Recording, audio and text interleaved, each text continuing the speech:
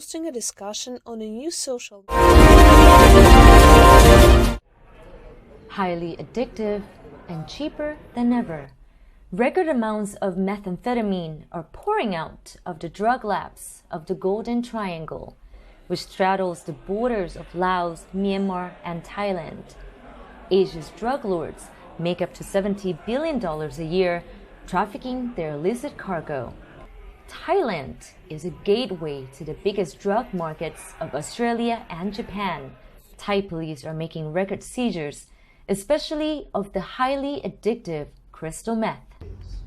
Unlike their Latin American peers, Asia's drug barons shun the limelight. But in January, Dutch police arrested Tse Chi Lop in Amsterdam.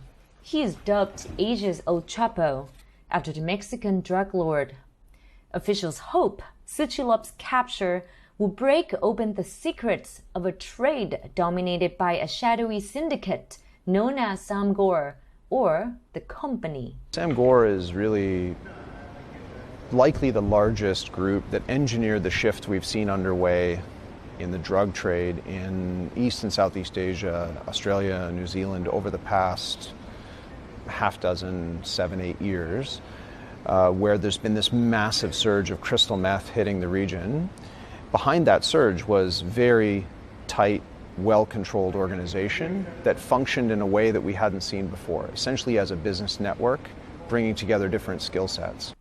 Samgor's number 2, Lee Chun-chuk, seen here in police photos taken over 3 decades, was arrested in Bangkok 3 months before his boss.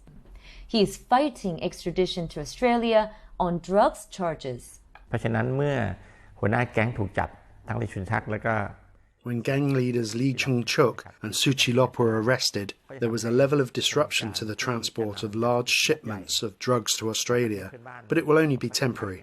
The characteristics of the drug trade are that when the heads are cut off, there'll always be someone rising to the top spot.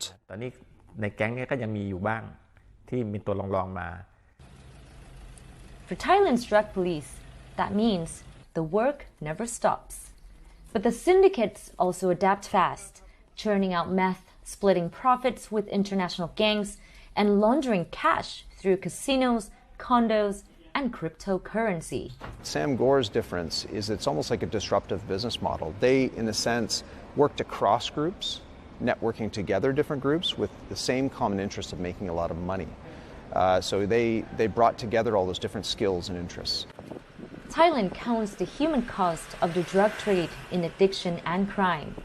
Akaraset Chaweng Shinawong, a former crystal meth addict who runs therapy sessions in Bangkok, says oversupply is driving down street prices. ในอดีตมันคือยาสำหรับคนที่พอจะมีกำลังทรัพย์ In the past, ice was used by people with money, higher social status. Now, due to its cheap price, it's reaching the middle class and below.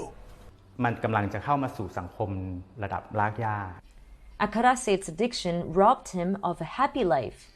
After rebuilding his health, he has a stark warning for those toying with trying the drug. ถือว่านั่งเป็น If you haven't done it, that's a gift from God. Cherish it. เพราะฉะนั้นก็รักษาพรนี้ไว้ Vijitra Duangdee for VOA News, Bangkok.